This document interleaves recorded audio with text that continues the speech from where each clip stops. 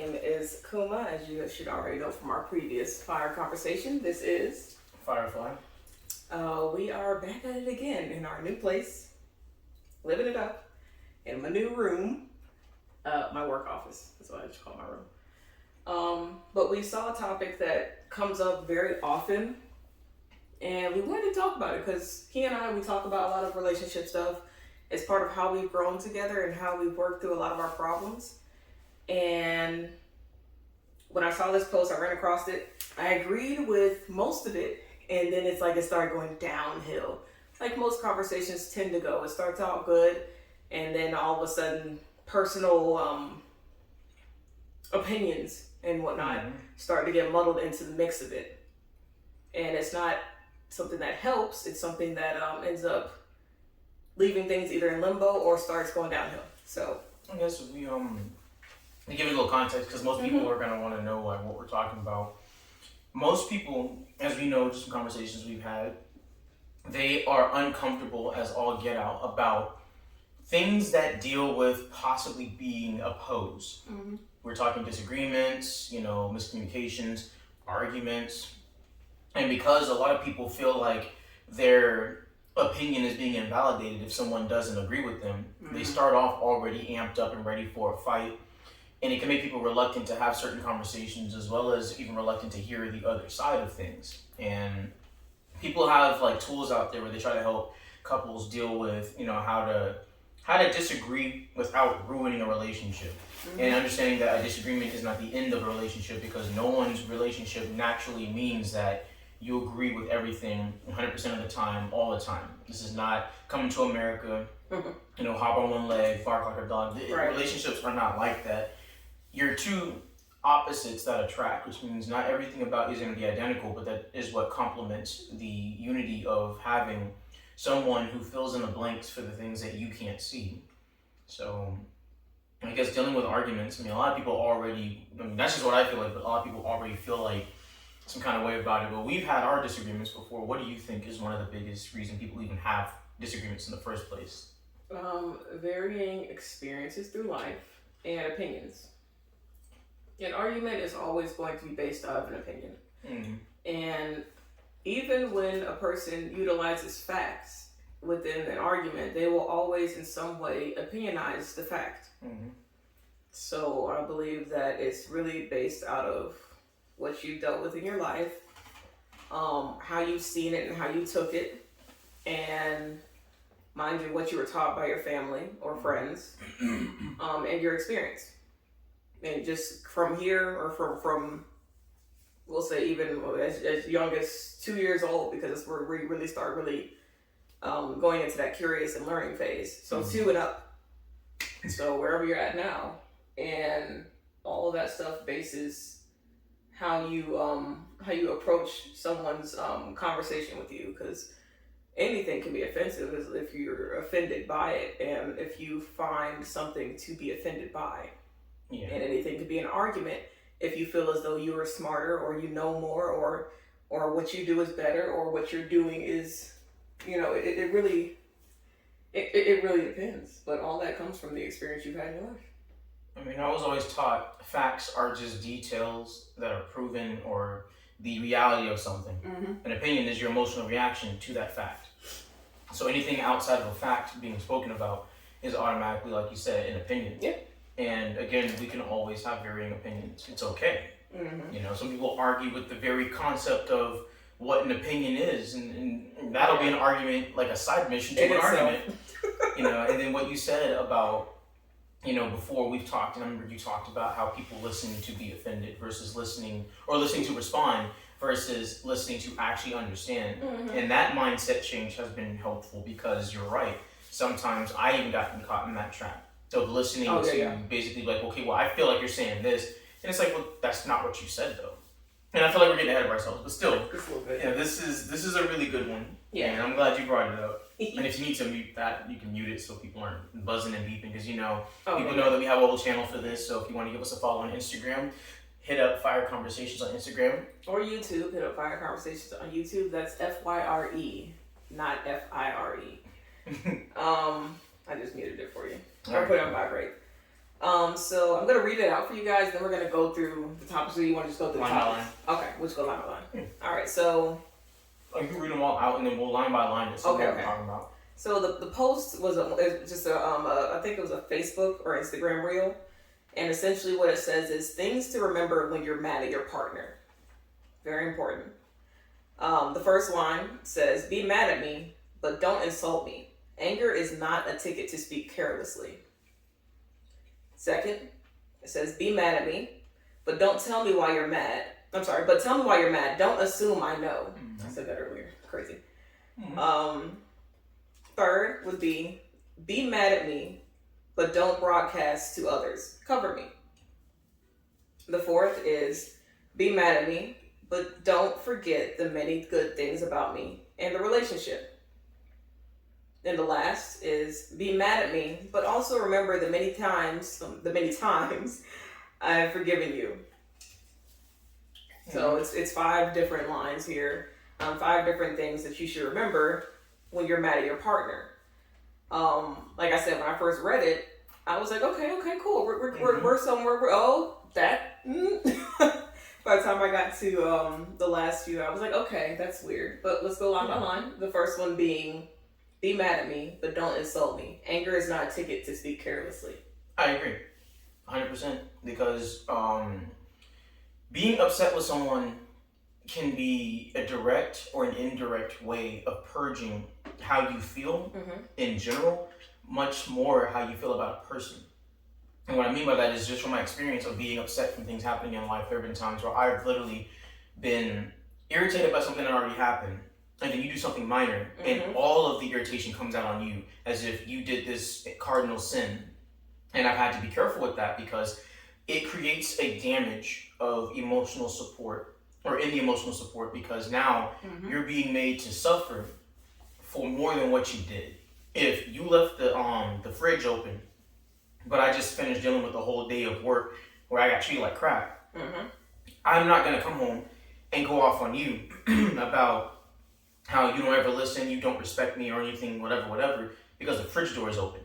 Right. I'm gonna be like, hey babe, so and even if I gotta take a minute, like I'll take a minute. There's nothing wrong with taking a minute. Yes. Because people feel like 2 things. They feel like either you handle it right now or it's never gonna get handled, or they feel like they're not gonna ever handle it, they need a minute and they never come back to it. But if I'm in a moment, I've learned now, like if I'm in a moment, comfortably, I can say I just need a minute, and you won't be mad at me for saying that, because I used to be worried about that. Yeah, I remember we would have this disagreements, and I would shut down. I wasn't ready to talk about it at the time, partially because of how you were approaching it, and so out of a natural fear response of, well, I'm not going to be heard, or this is going to blow up in my face. This is going to be more than it actually was, or this isn't going to be about what I just said. It's going to be about something else. Yeah. You would do this thing where I would tell you, I just need some time. I need a minute.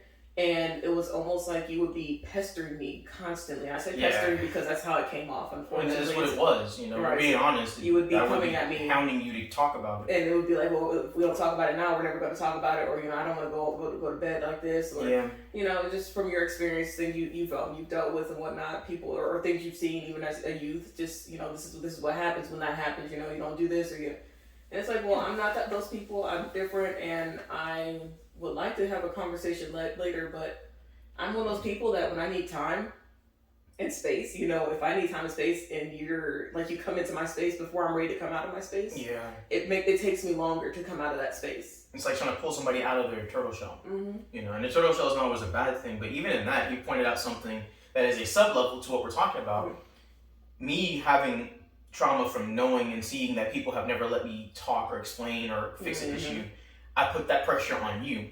Another example of not taking it out on your partner, because even in the moment of trying to talk about something, I'm still ended up taking out, well, I've dealt with other people not wanting to talk. That's not your fault. There was layers to it. Yeah, and that's the thing, is it's so easy, like before you realize it, you're arguing about the idea and the concept of an argument before you even talk about what actually is happening, and that's how easy it is to get buried in this, like, what are we even arguing about at this point kind of thing. And that's the crazy thing. You remember how I would say, well, you did this at one point. You'd be like, okay, well, when was that? I don't remember, because we were literally arguing about one thing, or we were talking about one thing. It turned into an argument about something else, and then became very specific about one particular thing that was said, or like, oh, well, you said this word wrong, or you didn't say that, or it was nitpicking. It was nitpicking, yes. So it became difficult for me to recall, not just because of that, but because I was already like, I had checked out in my head. It's like, well, this isn't worth my energy. I don't have the energy to deal with this, whatever this is, and I just need to get through the storm. And I was doing that because whenever I was on the other side of it, people would always haggle me out of my conversations or my points in arguments, and they'd be like, "Oh, where's your proof? You didn't say that right. You're not talking fast enough." And I would basically get hounded to the point where I would get frustrated, and then the conversation would end, and I would never get to make my point. So again, a perfect example of how the first one, definitely agree. You cannot take out what's happening in the world on your partner. Right. Handle the situation directly. And always go back and apologize too. If you recognize it, don't be so prideful and ashamed to say you're sorry.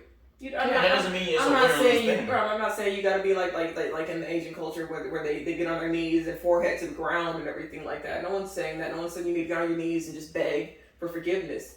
It's a unless simple. You want to. Exactly, unless you want to, and if you're making your partner uncomfortable while doing that, you might want to read the room and stop. Hey, don't do it out of spite. Don't. Exactly, but be okay with saying I'm sorry or I apologize, because saying I'm sorry it can be a very negative connotation. So it's not the admission of submission or guilt. Yes. Over the entire conversation. And that's also something we talked about. Take the blame that's yours and no one else's. And that's because it. some people get stuck in arguments, and these ones are really good. I realize I'm just eating between these, but some people get stuck in these arguments where they feel like they're going into it like ding ding ding, it's rounds, and I gotta win these rounds so I can win the argument. And then the thing is, are you going into this thing for a victory? Or are you going into this thing with love? That's that's real, because it's like some people treat it like they gotta win. Why are you trying to win? It's like, well, it's like if I say right, you say left, and if we end up going left, it's like yeah, that's what I thought. And it's like, but or shutting someone down to the point where they can't respond, and then you think you won because you shut them down. That's more damaging than the conversation itself, because now you're not looking for a solution, you're looking for a victory. And if you're trying to win at all costs, it's not even about love anymore or even respect. It's about you showing that you can emotionally stifle or silence someone else. So all of that rolling in, because it's like you said, it's layers. And a lot of people don't want to have disagreements in the first place because they feel like the first time somebody doesn't agree with them, that's my enemy. Right. And then I actually put up a post the other day that not everybody that disagrees with you is your enemy. Not everybody that always agrees with you is your friend. Sometimes people can do you more harm than good by just letting you think you know this, that, and the other, and then behind your back, they're letting you stay lost. They're falsely empowering you, and when you crash, they're not there. And that's why, and this is something that we had to get past early on in the relationship too. Why my opposing, or what seemed like opposition, was always taken as, well, you're always right and I'm never right. And it's like, that's not it. It's just there's different perspectives, and I'm just telling you that the way I'm seeing this is from a different perspective, and it's a possibility that your emotions or whatever it is that was put on you, whatever box you were put into, is why you can't see past what this is. You're not seeing the full picture, you're only seeing part of it. And I would always bring into play the other part of the picture. But it was about, well, this is the wrong timing. This was that. This wasn't, why can't I just be like, I'm just feeling this right now, I just need you to stop. Okay, I get you. And eventually, I think at one point I just stopped talking. Like we couldn't have a regular conversation because I didn't feel comfortable talking. All that stuff comes into play. Okay, so the next one is things to remember when you're mad at your partner. Be mad at me, but tell me why you're mad. Don't assume I know. I think we've actually covered that. I that's me, and it's only because that is something I've had to get past. That's trauma.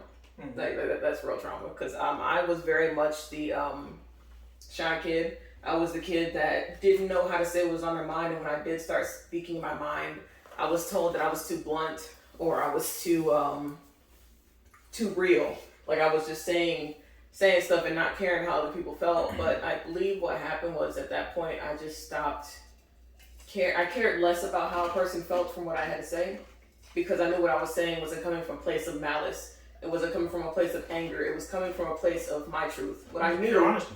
Exactly, what I knew to be true for myself and what it is I knew to be situationally true, at least from my perspective. And so I began doing this thing where I wouldn't it's me. Where I wouldn't actually like just kind of say everything that was on my mind, and it translated over into relationships. And then I had some really bad relationships that were very much stifling when it came to stuff like that. And then it became, well, you should know why I'm mad, because I'm sitting here around you all day and you didn't see this or you didn't notice that, and you're not paying attention to me, but you're always trying to be around me, but you're not actually looking at me. And actually, I believe that segue right there is something we actually were supposed to talk about before, is the demand mindset of you should already know. And this mindset has gotten men and women in a lot of trouble. I shouldn't have to tell him where my ghost spots are. He should just know. I shouldn't have to tell him what I want. He should just know. I shouldn't have to tell her what I expect. She should just know. I shouldn't have to tell her what's wrong with me. She should just know. And it's like, well, if you don't even know, how in the world is somebody else going to know? Because if you can't put it into words how you feel, then you have no business blaming somebody else for not knowing. Because if you can't put it into words, then you have if you can't put it into words, you have no reason to be mad at somebody else because you didn't tell them. Exactly. It's literally the biggest trap ever. And I've seen so many posts up there where people are like coming into these relationships like, expecting people to just know them like a book. Yeah. And I'm sorry, it doesn't matter what crystals and astrology, astronomy, whatever you look at, you can get a general idea of the assumptions of who somebody is, but you will never 100% know who a person is. Because here's the thing, you act like you're supposed to know somebody, you go and read some book that tells you people born in this month act this way, and you treat everybody the same way, and they call you a jerk. Yep. And you're like, well, that person's mean, so that must be true. It's like, no, it's the fact that you didn't know that person. Because there are people that fall within all these categories, but then there's a lot more that just, they don't. Yeah. They'll be like the complete opposite. No, I can't deal with these people because this chart says they act like that. And it's like, okay, but that doesn't mean that, one, you know them, and two, that they automatically know you or should know everything about you based on that. People are designed to be social. And if you're in a relationship, even more so, you spend the entire relationship knowing who your partner is, or learning it rather, because people think, oh, within the first year, you should know my favorite color, favorite food, all these other things. And the thing is, it's like, okay, those are basic things to pay attention to because it shows interest in your partner. Yeah. But the biggest issue is people think that transitions over into the full-time relationship, is you should always, 100% all the time, know who this person is, what they want, what's wrong, what's going on. People change in and out of relationships. They do. You might love spicy food in the beginning of the relationship, and then 10 years in, I go to get you some hot wings, and you're like, babe, no, I don't like that. All right. You should know that. You should. And they're like, no, but see, that would be a thing. Exactly. How would I know? You wouldn't. And just like when we used to go back and forth about strawberries and mango for you. Okay, that was. And the thing is, no, the fact of that was because this. I know. This. But I was gonna get to the point of. If you want to tell the story, fine. But I was gonna get to the point of like how paying attention to detail is one thing, but you never said I should know automatically. No. That was me literally just not paying attention. At some point, I did say you should know, actually. I think so it took me a minute to even say that. And that was like within the last year or so. But what happened was he would ask me, what's your favorite, like what kind of fruit do you like? Because he knows I love fruit and vegetables. I'm not really big on meat like that. And he'll be like, so what kind of fruit do you like? And I'm like, okay, well, I like grapes. I like, watermelon, pineapple, melons, things like that, And he's like, okay, so what about strawberries? I don't really like strawberries like that. Like the seeds are weird, And it will go into a whole conversation about why he likes strawberries. So for the longest, because of that segue, he believed that I like strawberries too. Because the conversation, and the crazy thing is the conversation would go almost exactly to a T that exact same way. Well, what kind of fruit do you like? Oh, I like grapes, watermelon, some pineapple, some melons, I like oranges. But what about strawberries? I don't really like strawberries because of seeds. And then, it goes into how he likes strawberries. So, eventually I pointed it out to him why he couldn't remember is because, or rather, why you couldn't remember is because you kept putting yourself in the position of, well, I like these things. Yeah, I wasn't paying attention, and that's different, and that's why when we had that conversation, that is an example of something that I should know. However, you've never ever, in an unfair way, assume that I should know something, because even when you've been bothered and you don't know what's going on, you'll tell me, well, I really don't know, I just need a minute to figure out what's going on, and if it is something that deals with me, you'll come tell me. Yeah, and if I get snippy or anything like that, I'll apologize, and even in the apology, I'll be like, I can't blame you for setting me off or not knowing because I didn't say anything. And vice versa, because there have been times where I wouldn't say anything, and then you'd be like, well, what's wrong? And I'm just like, but I really wouldn't know what to say. And that's okay. And that's when we started asking, okay, well, do you just need a minute? Do you need to mull it over? Yeah. Or is this something that you're not sure how to put into words yet? Yeah. And I know some people, when you're in a lot of emotions or you're dealing with a lot of emotions, words are hard. Words are very hard because it's like, I don't want to say anything else. And I just want to be in my head so I can actually think this through. Yeah. And saying wings in conversation, but these are a little spicy. Yeah. You got some tea? You good? Okay. But basically, we actually started this thing where like you need a Klondike moment where we were just like, okay, well, I just need you to listen. I don't want any advice. I don't want you to say anything. Just hear me out. Let me talk about what I got going on, because our conversation started getting muddled like that. It started becoming, well, we're always talking and I'm trying to fix something or he's trying to fix something. It's like, I don't need anything fixed, and it become out really aggressive and abrasive. So, but we never ever. But the thing is, to the point. The biggest thing is actually having the conversation, because we can't assume. That's what I'd like to say. We never got to the point where you ever assumed or came in saying, I should know why you're upset, or that me telling you that you should know why I'm upset. And I think that's because both of us are very fair-minded people. Like we try to be as accommodating as we can. And so when it comes to something like that, I can't place that type of expectation on another person. Because it's like you said, if I don't even know, I can't pinpoint directly what it is that's bothering me. I just know that I'm agitated or I'm sad or I'm upset. Like even a few times where I've just broken down, like I don't know why I'm crying. I'm just really sad right now. And that's okay. You'd be like, yeah, exactly. You'll say that's okay. You're gonna hold me, or like you need anything. You want a snack or something. You'll give me like something sweet or something I like or whatever. And crab legs. Exactly. Crab legs is my comfort food. And see, I pay attention sometimes. And that's it. Well, let's move on to the next subject here. Are we done? Yeah, I mean, I think we agree that you can't assume your partner knows why you're mad at them specifically, especially if it's something that they did. How are you gonna fix it if you don't know? Exactly. Okay, so the next one is things to remember when you're mad at your partner. Be mad at me, but don't broadcast it to others. Cover me. Yeah. Now, I will say, I'm sorry, you're munching. I actually slightly have a problem with the cover me part, specifically because I've been in positions with my exes, and actually in the early stages of our relationship with you, where I've had family that cares about me and loves me and sees me struggling or sees something going on, and they ask questions, and I'm put in a position to lie. And one thing I think you realized about me early on is I hate lying.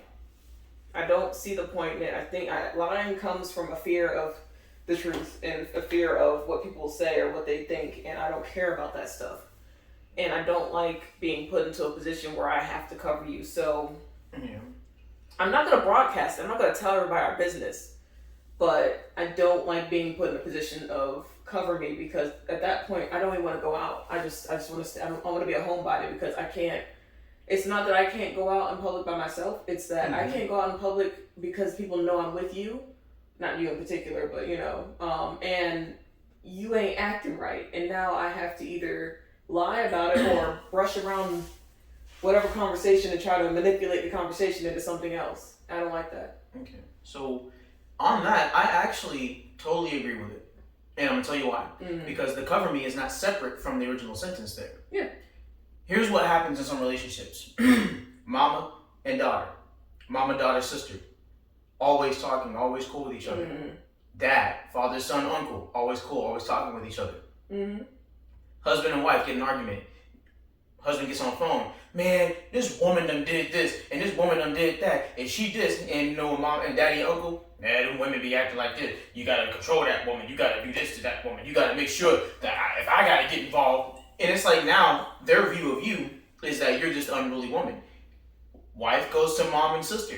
He always does this. He's always acting like that. He's always this. And I feel like I can't do nothing with this, that, and the other. And well, you gonna have to show him that he don't rule you like that. I gotta get involved, and if I see him, I'm gonna say this. And now the relationship is no longer ours. We have a conglomerate of individuals with varying different approaches, opinions, and feelings about our situation.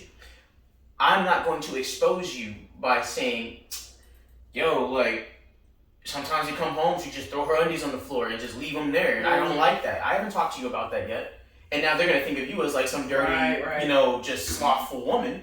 So now I have made you out to be something you're not because there's no context for these outside parties. That's also why you've seen me be like, hey, some things we talk about, even if you're on a video call, I'm like, I don't want your family knowing what we're talking about. I don't want you answering or responding to me about a personal thing on the phone because then they have an entryway to look at me like I'm a bum or I'm a bad person, or look at you the other way if it's my family and that happens. You don't want to have these points in there where we don't handle it for each other, but we're talking to other people about it. And I think that's what it was getting at about the cover me is I won't expose you. I will handle this with you. We'll talk about it later. We'll discuss this away from the audience because audiences also can cause and influence people to act differently to show face than they would away from that. That doesn't mean that what you're saying is wrong. I agree. Don't cover somebody that's doing something wrong. Yeah. And if it's to the point where you can't talk to me, you can do like, like what family members have done where, hey, we gotta have a family meeting. Yeah. Mom, dad, sister, brother, I don't know what to do. But that's after you've already tried the one-on-one approach. Right, so that was your situation. That's why I brought up, like I said, in some situations, yes, you put me in that position where I had to cover and I didn't like it, felt uncomfortable. But for my exes in particular, there was a lot that I had to cover, and it wasn't because I was talking to my family, it's because they saw it in me. I may have a poker face, but my family is very, I won't say they're super tight knit. They're in tune. But yeah, they're very in tune. So we all know when something's going on with the other, regardless of the other saying anything. It's just family. We just know that like that stuff. It's like if you had a friend that you've known for 10 years, 5 years, whatever, and you've been around them for long periods of time, you would know the moment. Exactly. You can tell. It's like the slightest change in how their eyes look at everything.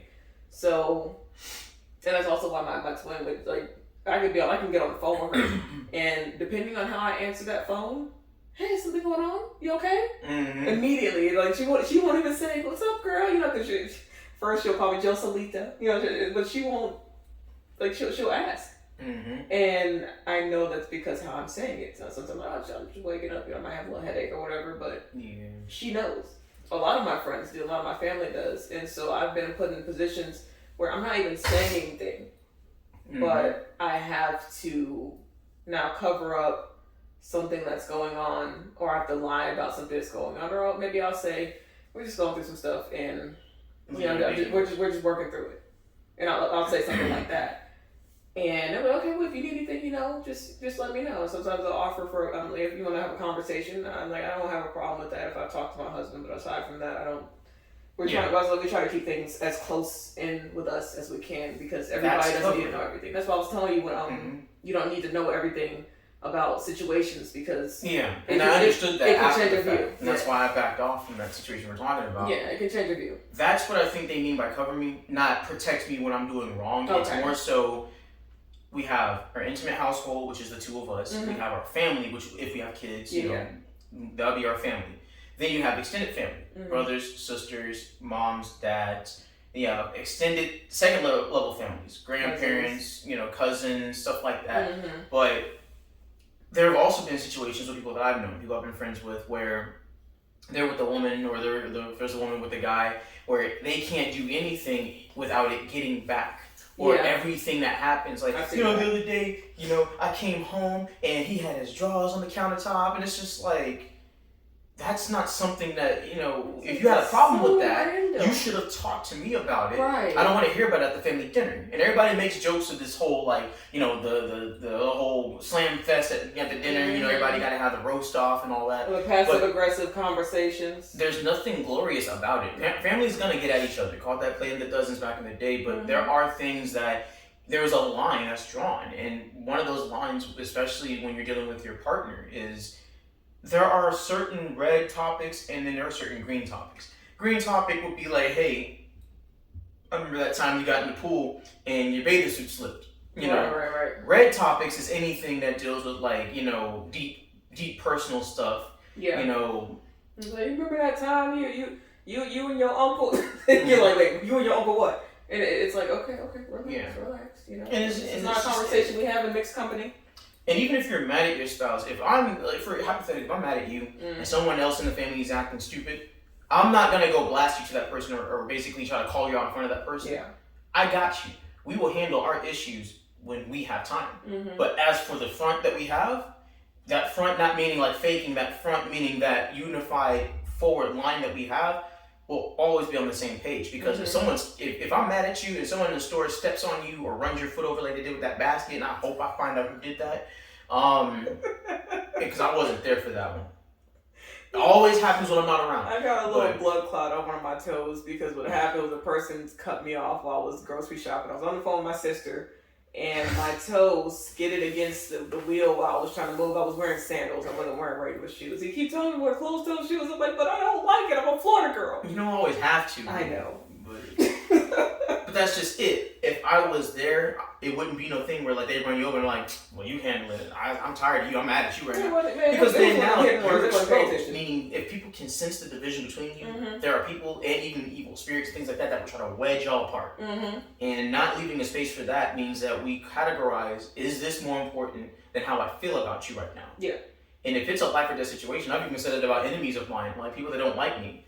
If you're hanging off a cliff somewhere or you're hurt, and I am the one that comes across you first and I see you, yes, I will help you. Yeah. It won't be no leverage. It won't be no, look out, the mighty have fallen. I will help you.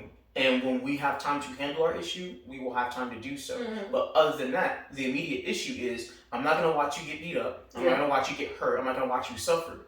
I'm going to handle my situations according to the importance. And right now, if we have a chance to amend the future and me helping you right now helps open the door for that conversation, then all right. And if it doesn't, all right. But I'm not going to not help you just because I'm mad. Just like if you're in a situation, like we said before, like with the store. I don't care if I was mad at you from the time you got up to the time that they got to the store. If somebody runs your foot over, the next person under that basket will be them. And then we will talk later. After I get some ice cream and we can calm down and have a conversation. It's like those reels where the couple is still like they're mad at each other, but they're I love those. Yeah, like aggressively. When you love each other, but you're angry at each other, and they still. And that's a perfect example. The priority was yes, they might have been irritated, but they didn't leave each other hanging and they didn't leave each other exposed. That's the covering, the protection. Really, and even in Scripture, it talks about the covering of the household. Yeah. Praying together, being on one accord, not letting the sun go down in your wrath is the thing in general. But when you're dealing with the spouse, it's not comfortable because then comes the creepy crawlies, and the creepy crawlies let the adversary in, and the next thing you know, you're sitting here wondering what it would have been like to have married that kid you found in high school. Right. And it's like, well, where did that come from? And that's because the wedge would have been there long enough for things to get in there. And then you go from saying this happened to you always this and you always that. And those thoughts only come and happen when things aren't always on exactly the same accord with the relationship. It's just, I feel like it's talked as some natural thing where you start thinking about, oh, well, you know, what if, and I could have, and I would have been here if I would have, you know, it's not natural. It's not a normal thing when you're in a committed relationship where you're with someone you've been with for a while, you love that person, you're happy with them. It's not natural to start thinking about other people in that sense. What my dad told me was, you'll always look at, because people are going to come in and out of your life. You'll always look at, okay, sure, this looked good back then, but with the course of my life, would this person have been there the way this person was? It'll always be a comparison.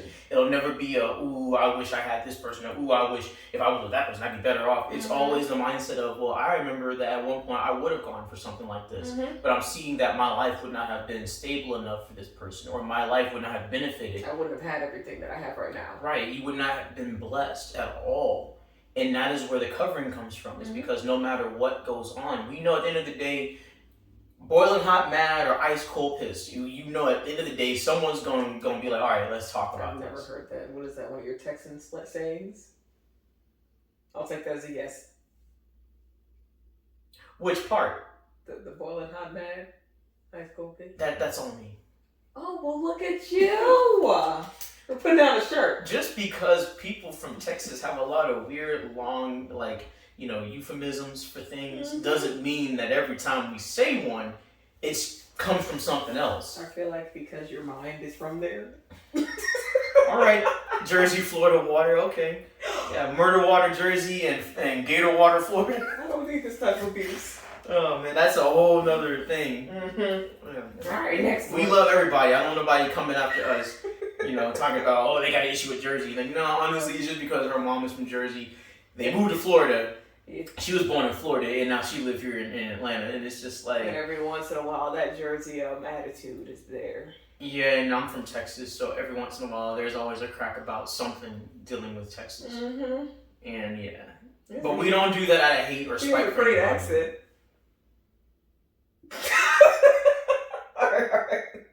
All right, next. Yes, very much so. Okay. I'm almost out of sweet tea, thank you. You gonna get some more? You get a larger cup. My cup is the exact same size as yours. You just have a lid for a straw. Alright. Things to remember when you're mad at your partner. Be mad at me, but don't forget the many good things about me and the relationship. This is where we started saying, all right, there needs to be some definitions like, I don't know if it's how they're wording it or what. I get the idea might be, because we talked about this in the car and I thought about it before we got here.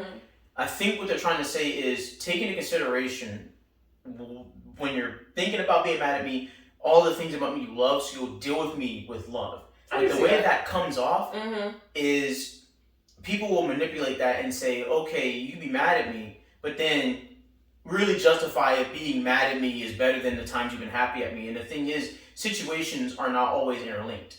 I can love you to death, and love you to life, rather. I don't know why people say that. But that means that if I ask you not to, not to leave the wet shower curtain towel or whatever on the floor, and you keep doing it, then I'm not going to be upset about it. Because then now it's the good you've done being used to manipulate my ability to speak or be upset about you doing something I've asked you not to do. Because the line of love is, if you love somebody, just like it says in scripture, you'll keep the commandments. And the commandments can be as simple as rules, guidelines, instructions, meaning you're like, hey, I love you, but I need you to wash your dishes at home. Don't just leave them in the sink and expect me to do it. If I keep doing that, then I'm like, oh, I love you, and I'm bringing you flowers, and I'm coming in here, and you're like, babe, I see all that, but I've asked you about these dishes. That doesn't mean that I get to say, well, out of everything else I've done for you, that's what you're mad about? Because yes, that's what you're mad about, because everything else is fine. That's happened. Exactly. And it's a crazy mentality, and I'm not saying that you're crazy, but like it's a wild mentality to even be in, because for me, being a person that I take everything and every day as it is, and I don't really look back too much if I don't have to. So when I realized that was what was happening, where it was like, well, I'm doing this, I do that, and that's like, well, goddamn, am I supposed to be tallying my shit too? Like, excuse my language, but like, no, that's what it was like for me. It's like, am I supposed to be tallying all this stuff? Like, And I had to learn, because my thing was, I was used to, goes back to the whole other people's problems type thing. I was used to people being quiet when I did really good, and then being loud and acting like all I ever do is bad things when I mess things up. Yeah. And yes, I've made mistakes. I've even gone back and tried to fix things with people, because I know as a person I'm not perfect. Yeah. But there are people out there that would rather have a narrative be, oh, you're just a bad person, and then when you do good things, they're quiet and they don't have nothing to say, and then you do or forget something or fall or something in life that's gonna happen anyways. Exactly. And then they want to act like you're just a bad person. So for me, I was trying to justify that. Well, I've done all these other things because I don't hear anything about this, that, and the other, and it's like I don't hear that because there's not an issue. It's like, okay, bet you're taking notes of it, but you don't have a reason to address me for things that are working. Right. Because the only things that need to be fixed are the things that are not working. Yeah, right. And I had to understand that, because I was so used to just people. I could do all this stuff for people and not hear anything. And the minute you don't do something, they treat you like you've never done anything for them in your entire life, and that you're just this big burden, and that you're just this horrible individual. Or they do something to you, and then you bring up, oh, well, I don't like that, and now you're the problem. And now you're the bad person, and I dealt with a lot of that. Yeah, we had, like I said, there was layers, so we had to filter through all that stuff. And there was actually a video I saw where they said trauma takes it was like 2 to 3 years to really like get over, because how deeply rooted it is in your psyche, your spirit, and everything. Even in your body, because you know trauma comes, it appears in different ways in your body as well, because your mind is already in it and whatnot. So you might have this thing where you have a twitch now because you're tensing up for all types of stuff. But I didn't realize it, but like we're almost at 4 years of us being together, and it didn't really stop until like last year. Yeah, like last year a lot of stuff came to a head. A lot of stuff came to a head, and it became very I could actually see you after that. Like I could see the differences in what you're doing, and it took me nights up in bed to be like, well, he's different, guys. Everything's fine. I can be safe now. But you know, it's and that's fine. Everything takes time. I believe that remembering all the good stuff is important. Yes, you shouldn't ignore that stuff. I mean, and also it took me a minute to figure out why. It was almost like if I said something that was going wrong, I had to acknowledge or say something about something that was going right, even if I had already said something. And I was like, well, am I supposed to like? And that's what. I still feel bad for what I said. But I was like, yeah, it feels like I'm trying to I have to give you a cookie or something. It's like, what do you want from me? Like that's how it felt. And that's why I said before that it really wasn't fair, because it wasn't that I needed the pat on the back, the attaboy. It was the fact that a lot of times I wouldn't hear that anything about me even mattered until something went wrong. And with you being the closest person to me, your opinion of me has a heavy weight. You know, I believe that I'm the best of what I do because it's me and I do what I do personally. I know that I don't set out to be a bad person. I used to just say, I know I'm not a bad person. But that doesn't mean that you are not capable of doing things that can cause harm or damage. And understanding that hurting someone or doing something that's hurtful does not mean you have a habitual tendency to just hurt. It means that you have to be mindful. Like that old poster, you know, watch your thoughts, they become your words. Watch your words, they become your actions. Watch your actions, they become your patterns. Watch your patterns, they become your character. Watch your character becomes your destiny. That is a whole motto for what happens in life. And you can be a good person and easily fall into those categories. Just because you would not have put a lid on watching how you act, what you say, and how you feel. And for me, it wasn't fair to pressure it into where every time you had something bad to say about me, you had to give me 2 put-ups, like we used to say in school, 1 foot down, 2 put-ups. Because you didn't throw any rocks at me, you just addressed that something you didn't like needed to be addressed. It wasn't you saying I was just this horrible person. I took it that way because subconsciously I wanted to prove that I was a good person, and I felt like I wasn't being seen that way because there was a lot going on and you had a lot to process. But you know, for being 100% transparent, none of that was your fault. It never was, and you've never ever given me a reason to feel like I'm less than, you know. So it wasn't. I guess getting back into the circle that we're talking about here, I don't think it's fair to force a person to have to consider that you're a good person when you're mad at them, unless you are weighing the odds of if you're leaving this person, meaning they got caught cheating or doing something extreme, something heinous, you know. And at that point, it doesn't matter what good you've done. The next question is, can you repair this? Can you trust this person? That's a whole other avenue. But if it's something simple like, I've asked you 1,000,000 times to wash these dang dishes, but they're a good person, you know, should I be mad at them for not? So, well, you know, you have a right to be. They do it sometimes, or like, you know, they wipe the counters, you know. But and that can be justified out of a traumatic mindset. Justification doesn't always help. It can be used to help you not treat somebody like some street corner individual. Like, it'd be different if somebody at the job is not washing dishes. Then it's like, hey, bruh, I'm not doing your dishes. You use this stuff, you wash it. I use this stuff, I wash it. What's the deal? But then that's different. That is a colleague-based relationship. And that's a measure of direct responsibility. Have no other relationship with these people outside of work. With you, it could be like, hey, well, sweets, I'm noticing that, you know, I mentioned the dishes, and is something going on throughout the day? Are you busy? Do we need to work out a schedule? Because my mindset is not that, oh, I'm gonna just get off on her for not, you know, washing the dishes. I want to see what's going on. But now, if nothing's going on, we've had the conversation and say it's me, and it's like, I'm just not washing the dishes and everything else, and you're like, so I've asked you several times actually. And I've gone and done it a few times, but now I have to say something because it's not being fixed. You have that right. It has got nothing to do with the fact that I might have cut the grass, vacuumed the floor, watered the trees or whatever. It doesn't matter. Because those things were being done and there is no complaint. Those things are being done as they should be. The complaint is in the one thing that is not being done, the one thing that needs to be addressed. And if it's been addressed and it has not been fixed, you have a right to be upset. You have a right to feel what you feel. But going back to the first thing is, one, not taking out excessive anger on the person. And two, making sure they know what you're mad about. So if I come in that house with, a box cake and some flowers and I'm wondering why you're sitting here like, thanks, babe. Right now is not a good time. Did I do something wrong? Yes, you did. Matter of fact, let's talk about it. But I bought you flowers. That don't matter. It's like, those are lovely, but Exactly. Doing good things is not a credit card swipe to get you out of trouble for the things you haven't done. Yep. And people have to understand that. Because there are so many people that have that mindset that they can steal the credibility of things they've done positive to cover for the fact that they just did something negative. That's where like things like love bombing is born. Like it's like, okay, well I've been ignoring you all week. I haven't really done anything you asked and everything. You've been neglected, and at random, okay, here I have these chocolates. I've got you your favorite movie going. I have a sauna waiting for you and everything. It's just this whole friggin' day, and all that stuff is supposed to be washed away with that thing. No, and that's not fair because what it is it's like hush money. Exactly, that's what it is. It's hush money. And when we talked about the example before of like the credibility of the good, you slowly start to diminish the credit you do have for anything positive. If you're always taking from this great grand thing you did a while ago to justify why you can't be mad right now about something you didn't do.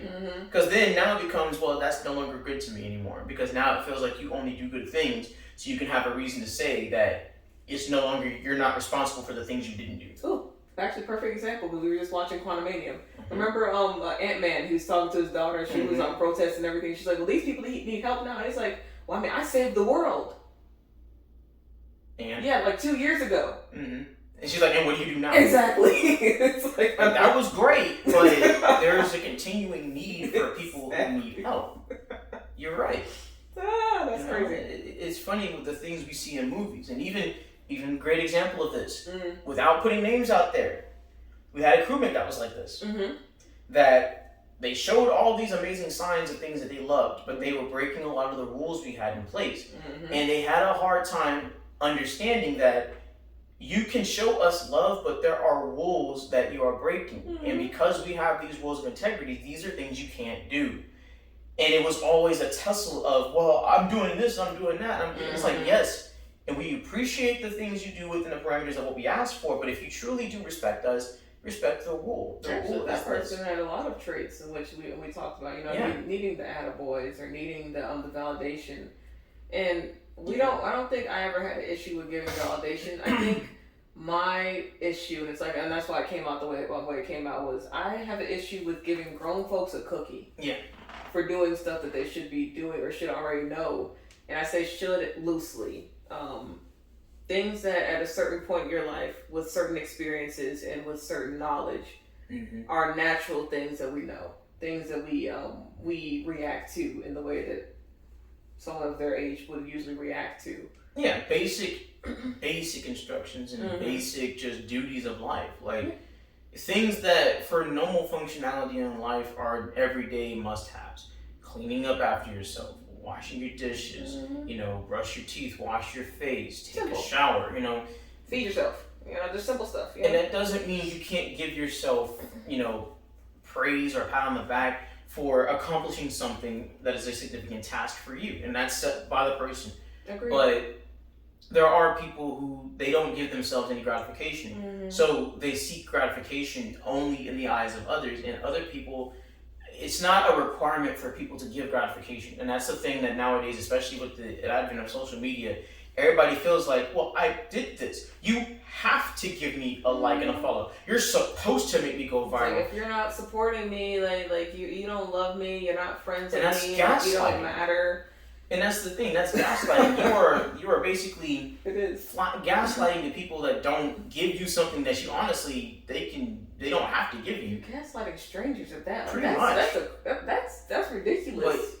But just to continue that actual thought. We got one step left. Yeah, the mindset is people don't owe you. Period. Mm-hmm. They choose to, and if you're in a situation where you've done something wrong, and at that time it is not the time to be praised and given all these accolades and things like that, then no, it shouldn't be made to where you've got to consider all the great that they are because they did something wrong.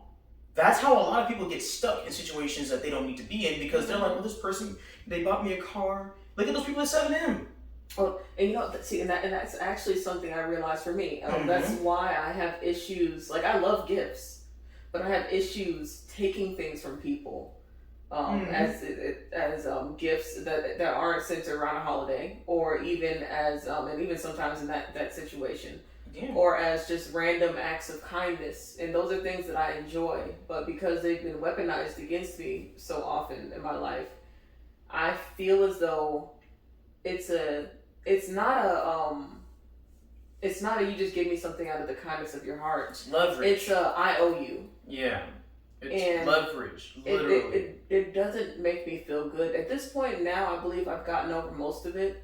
I believe now I genuinely just want to do something nice for a person that's done something for me. Not because I feel like I have to, and if I can't, it doesn't just have me laying in bed crying or depressed. It's more of, how can I get this, or how can I get something, even the smallest thing, for them that'll make them smile today, especially if they're having a bad day. Right. And then I guess for the sake of the people watching, to finish that whole line of thought with the 7M, going into that is, there are some people that will literally, they'll do something nice for you, and then they start doing things that are red flags. And I've already had my experience with the situation. And it's like, well, you feel like you can't say anything, because when you do, they bring up all the things good they did for you and in the general, in the community or whatever, or they did for this person or that person, or how they helped you. And it's like, so is it more important right now that you want me to forget that you've hurt me because you've helped me before, or are you willing to accept that while you are a person I trust and love, you happen to do something right now that is a default, and I want you to be aware of it so you don't do it again? That's where it comes into perspective here is, I will say, hey, this didn't get done. I will approach you in love, because if we're talking about a relationship, specifically a partner, you're not going to come after them for their head. No, I would hope not. But you shouldn't be made to have to consider the following, like Bill Nye the Science Guy, before you talk to someone about something they've done currently that you don't like, or that maybe you're upset about. And that's a very common thing that happens, and why communication is so muddled nowadays. Is not only are people inadvertently gaslighting a person because their own shame, pride, or opinion about what the person said. Because, you know, folks, they don't like being told about themselves. They don't like accountability, period. They don't like accountability. So not only are they dealing with that, when they're hearing things from other people, they're not listening intentionally. They're not listening with an open mind. They're not listening to hear the person and understand and even taking in consideration the person they're talking to. If you're talking to someone that you don't trust very well, or you don't feel as though you can trust your emotions with, even as a friend, you're not talking to someone that you should be having an in-depth conversation with. And I'm now for others that too. Precisely, but for people that you know, they're coming out of a place of love. They're always trying to help you. They're always uplifting you. They're always doing this. If you take something that they say and you just get immediately just angry, evaluate how you're listening to them, not what they're saying. Because if you know if you can look at this person like, they've always had my back, they're always trustworthy, they've always been trustworthy, they've never hurt me this way, they've never done this, they've gotten me out of this situation, they've been with me through this, and at no point have you felt any faltering in your trust in them, or they felt any faltering in their trust in you, and you've been able to understand that you know yourself, you know what you're okay with, and actually this is a big part of that, because it's not always as black and white as that. The large part of this is knowing yourself, knowing what you're comfortable with, knowing how you react to people, and what you feel is good and right in the world. And if these people line up with this stuff, I'm not saying that 100% of the time that it's going to be accurate in how you're dealing with a person. What I'm saying is for the most part, if you have a person like that in your life, you know they're not trying to hurt you. You know that what they're saying has some truth in it. If you're immediately just going off on them, evaluate how you're handling or what you're hearing from them, and even have that conversation. Because at that point, if you can't have that conversation, you need to stop immediately. Stop talking to them. Because if you can't have an adult conversation with them about something they said to you that hurt your feelings or made you get angry or made you feel a certain way that wasn't comfortable, that's not your friend. Well, and I would say, even with that, whether you know a person or not, you can't assume that because you've been around a person that's helped you or anything else that they have your back. You should always know yourself and watch how you react in general. And I'm talking out of a place of personal experience many years in with people who claim to have been friends and even family to me that have done this to me multiple places, multiple jobs, multiple times over.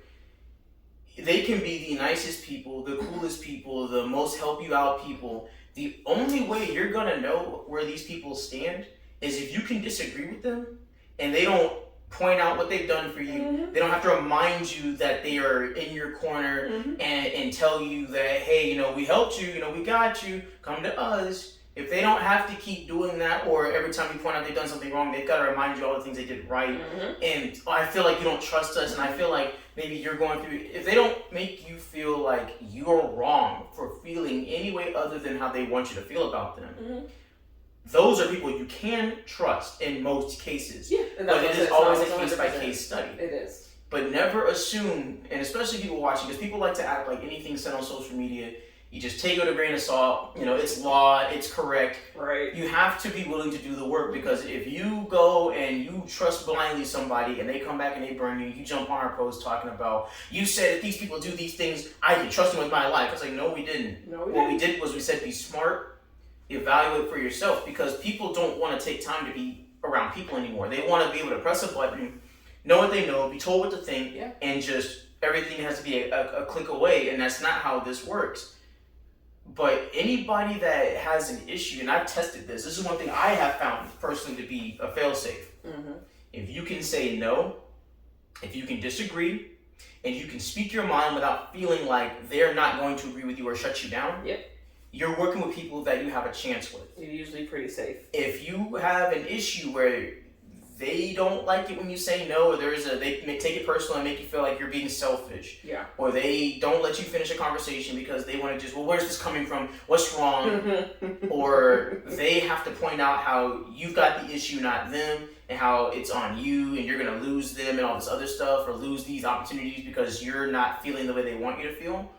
Those are usually signs that you're dealing with people who you cannot and will not ever have a functional relationship with until they change. Because, again, if you're in a situation with somebody, and if we're talking intimately about partners, and you feel like every time they've done something you don't like, you've got to stop and freeze in time and really think about all the good things they did, because that's how you keep from going off on this person.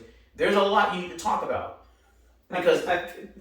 Right, and that's just it, because that means that either you've been holding in too much kinetic energy and you need one of those Chadwick Boseman Black Panther punches, or you're dealing with somebody that doesn't make you feel like you have the right or the freedom to speak up, and you need to address it, because eventually you're going to get to a point where you're going to hit that master bypass button like Iron Man did in the beginning. Actually, Pepper hit the button in the beginning of the Iron Man movie, in the Iron Man movie, rather. Anyways, you get what I'm saying.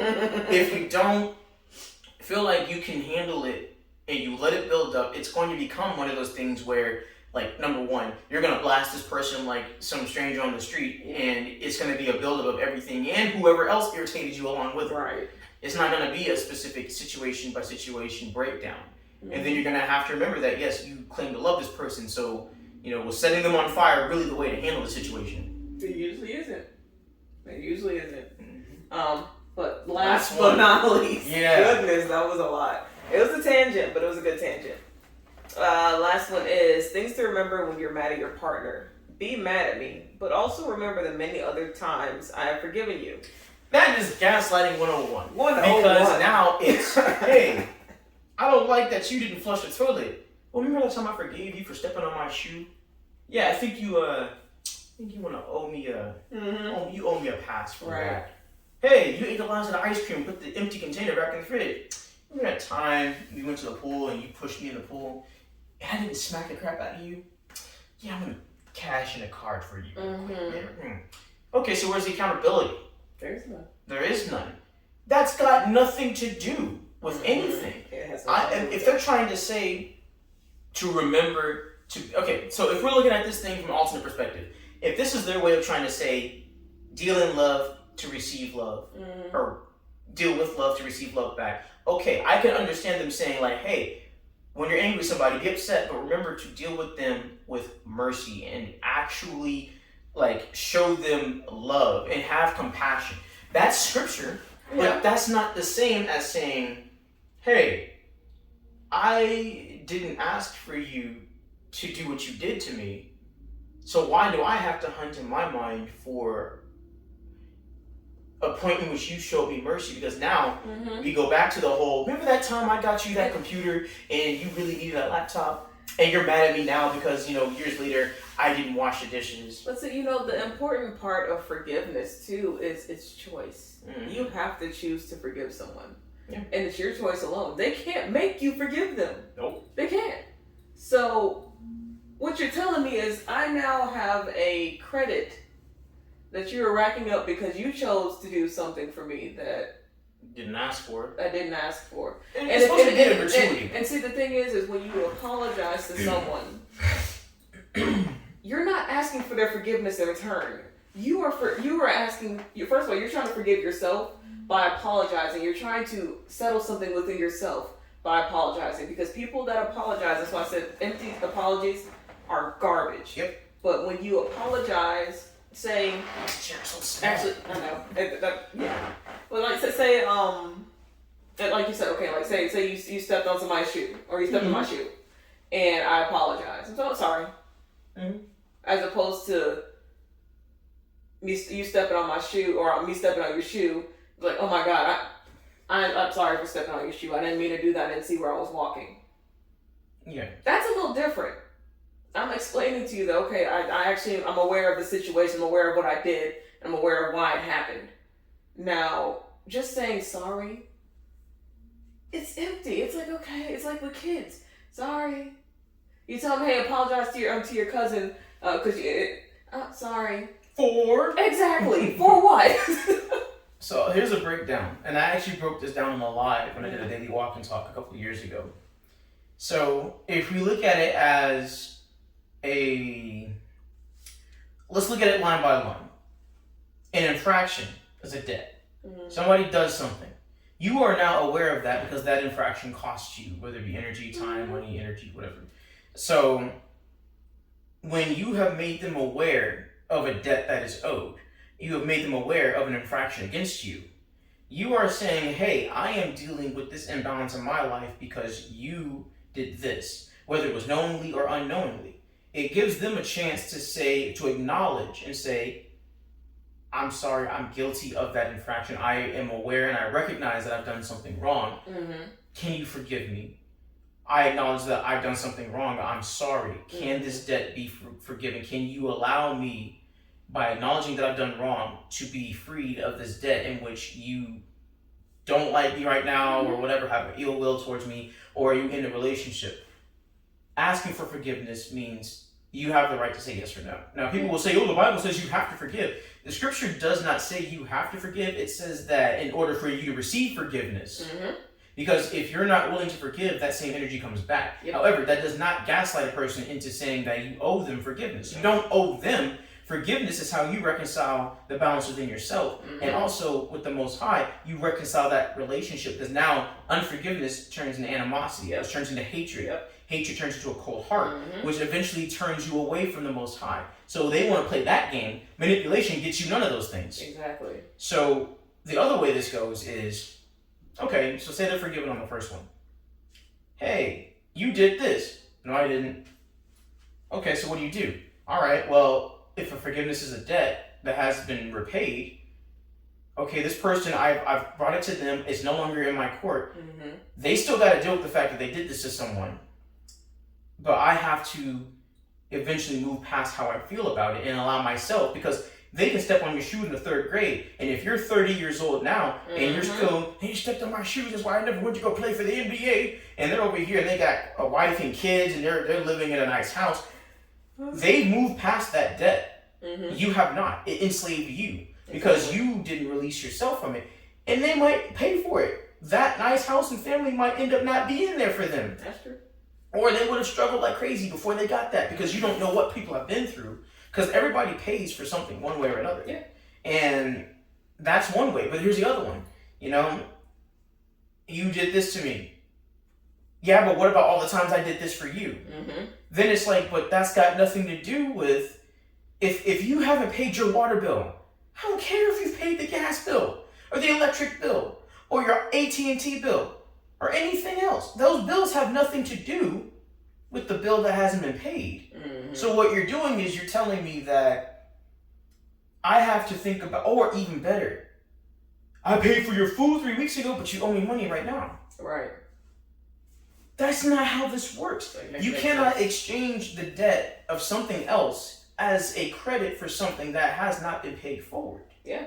And if we're in a situation and bring it to a relationship, if every time we have a disagreement, it's got to be brought up how many times I didn't get mad at you for something, all that does is make you feel like anytime you have an issue with me, I have a card to pull to show you. Because guess what? Both of us have racked up enough, if we're just using this as an example, enough I've saved your butt moments in these relationship time that we've had, that we would go back and forth all day. And it wouldn't get anywhere. It would just make it worse. We would be so angry talking to each other. Just trying to... Yeah. Because we all we'd be doing is validating things that we both of us... And the Most High would be like, hey, well, I sent my son down there to die for both of y'all. Exactly. So it's like... I don't hear him racking up a bill on you. So. And if he did, I'm pretty sure this would not be a very pretty day. It wouldn't. So, like, I get it. Like, it's just... I don't... People are weird sometimes. People can they be very have this weird with how they thing try because they don't want to be accountable. No. If you've got to throw that, oh, well, they forgave you. Hey, they saved your butt a couple of times. And that does not mean that it makes anything of what you're going through less. That's why people used to say, like, oh, these things are wrong with the country, blah, blah, blah, blah. And they're like, well, you don't live in that country. It's like, and? That doesn't mean that because I don't live in a third world country that the issues we have here are not valid issues. And see, and even with this, it almost comes into play, and I can actually see it in my own head, because I believe we've been in a situation in which this has been a topic for us as well. Not to talk about, but actually, like, within our relationship. Yeah. It becomes okay, well, I mean... you forgave me for this little thing, but like I forgave you for this really big thing. So now we're not just... Now we're measuring. Right, now we're not just talking about the fact that you forgave me at all, or I forgave you. It's, well, what measurement of that is that? Is this 10 kilograms? Is this 20 grams? Like, is this something that weighs more than the other? And the fact is that it has, just like everything else, has no value. Or no particular measurement. It has no measurement. And no measurement aside from what you put on it. So if I'm saying, well, such and such has a measurement of X amount of whatever, and you're like, well, I mean, this one has more, so... That's why Jesus, even the Most High was talking about that all sin is the same. It is. Because there are people, how you mean to tell me this murderer can pray to God on his deathbed and go to heaven? Yep. If the Most High sees fit to give him that access, because his ways and his thoughts are not our ways and our thoughts, and because people are always skipping out on, accountability, that's why it's like that. This whole thing boils down to people having an issue being accountable for their actions, their feelings, and the results of those feelings, because people don't want to deal with that. They don't want to deal with how they feel. They want to deal with how they make other people feel. And they don't want to deal with how people treat them because of how they made them feel, because of how they felt when they made them feel that way. And they don't want to deal with the way people are now with them because of how they treated them, because of how they felt, because of how they felt before they treated this person like that. And it's like, okay, well, I just want you to just stop. Well, you got to be accountable for what you did first.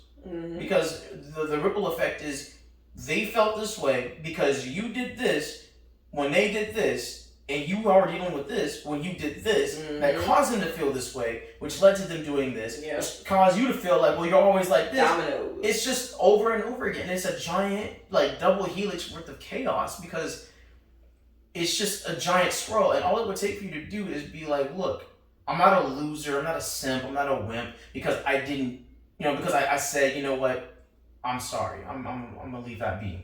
And people make it look like if you're not willing to fight tooth and nail against somebody you love, crazy, that you're just weak. No. There are plenty of times where I've been told people, like, there are grown men that have told me, bro, if you want to have a good wife, just tell her, baby, I'm sorry, you're right, all the time. And I'm like, first off, that doesn't work with my wife because she can tell whether I mean it or not. Secondly, I'm not going to lie to her and just say, baby, you're right, I'm sorry. When, if I didn't do something and I have a chance to talk about it and we have a chance to dig into what it is, we can do that. Or if I need to understand the whole night, like, is it exactly? Or if you have a chance to talk about something I did do and say, you know what, this is what happened. I understand. Let's not do this again. On my end, I'm not just gonna blanket it with, oh sure, Plum, I'm sorry. It doesn't work because these are lazy things, and they are just horrible advice from older generations that tell you to do things that are the reason why they're not married anymore. I love older generations. I truly, they have knowledge about some of them do. They have some really good knowledge, but age is not also a have factor. some very, very traumatic practices and things that they pass on to their children, and it's not just and then that. get upset when their children no longer utilize these practices. The problem is that the older and younger generations both think they know everything. Right. Because you have idiots in both groups. You do. I don't give a dang if you're 20, 30, or 70 years old. If you're giving me bad advice, I'm not listening. That's it. Because I've had 50-year-old men try to tell me, this is how you get your wife to do what you want her to do. And it's like, how about I just ask her? That's what it's. And I told this guy before because he had a whole thing. And I'm just like, first off, my wife's not like that. Secondly, I don't have to manipulate her. If I really want to do something with my wife, I'll just talk to her. If I want her to show me a certain level of respect, I will treat her with that level of respect. I have people, I've had older men, sometimes older women, coming up to me and asking, they'll say, that's your husband? Yeah. Well, he's a fine young man. So baby, careful, I might snatch him up from you. Yeah, all right, good luck with that. But they'll be saying stuff like, well, he doesn't hit you or anything like that. He's not violent or anything like that. Because, men these days, they violent. It's like, first of all, who hurt you? Secondly, he's over there smiling at me. What makes you think this man is violent? Why would you immediately take the smiling thing out? The fact is, they assume that because you have a decent looking man, that every decent looking man is a womanizer. That's not okay. It makes no sense. That's like me assuming that every beautiful woman out there is a ratchet lady on the corner that be shaking her butt and acting stupid. Exactly. That's a negative reinforcement from social media and television. It makes no sense. That's why, but that's just it. The things that I've heard from older people, like when I tell you, it's like, I've heard people literally tell me to put a baby in you just to make sure you don't turn ratchet. Yes. And I'm just like, first off, what is that? Who do you think you are telling me what to do with my wife? Secondly, putting a baby in her is not going to do anything. It's not. Because if she wants to act that way, she will or will not with that baby bump. Lastly, my wife's not even like that. Not even just that. Not only do you have a ratchet woman, now you will have a ratchet child too, because she will train that child just like she acts.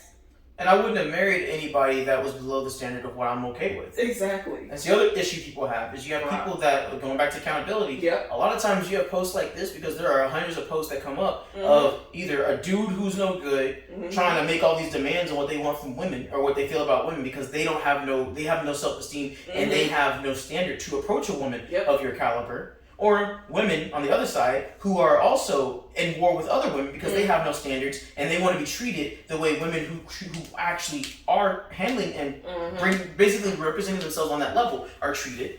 And they want all this stuff from people that it's like you don't qualify in that bracket because you don't want to act the way or be accountable for yourself the way these people who would give you what you want would give you. Yeah. There's a woman that pointed that out in a post. And then there was a man that was talking on a podcast about the same thing for men. He's like, the reason y'all have issues and you have so much negative things to say about women is because you don't qualify to get the good women. Yep. You get these women that have issues because then when they act out, you justify cheating on them and doing whatever you want because then you can basically just pick and pull what you want from these different women. Agreed. And choose what you want to deal with.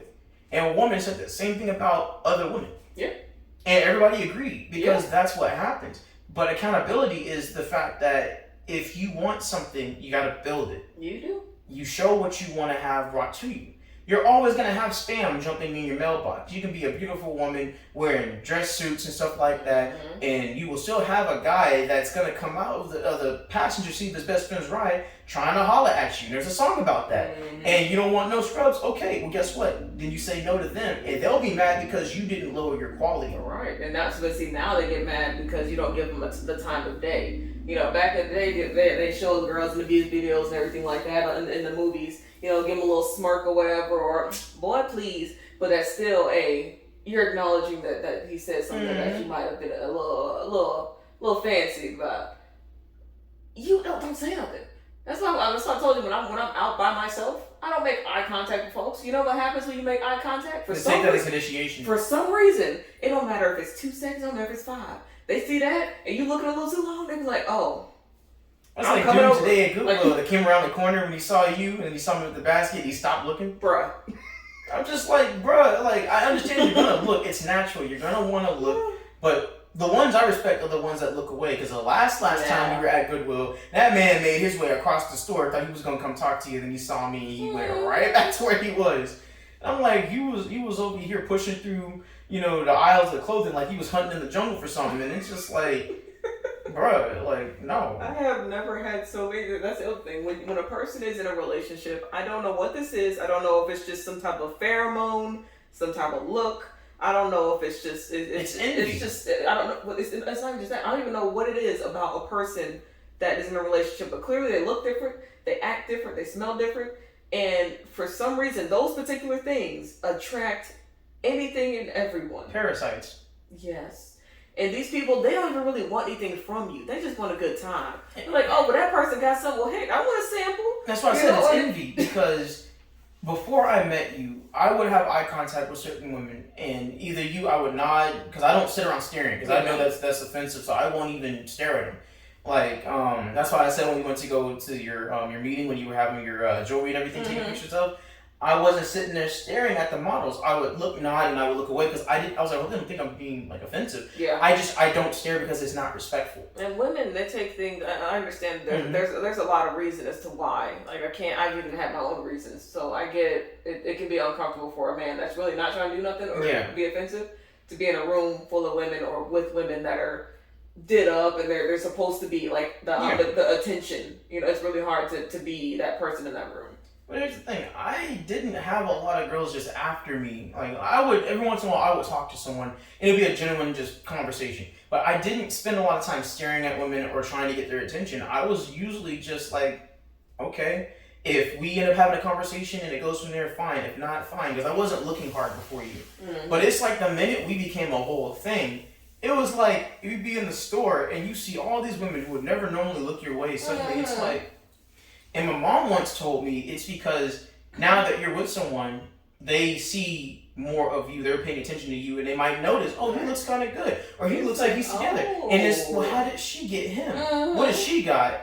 And that's what I want. What does he got? Right. Why was she attracted to him? And that's the thing. And then when you have situations like that, especially for, like my mom said with women, it's more of the idea of trying to figure out how you got a certain quality or caliber of woman. Because if the caliber of woman is someone that they feel is better than they are, or they feel is like, oh, okay, oh, she's good looking, like, but how did you? Or if they see that you're good looking or whatever. Because I told you for a long time, I was under the impression I was ugly. I got treated like that. I got picked on and everything. So I was like, okay, well, I'm not attractive to everybody in the world. That's fine.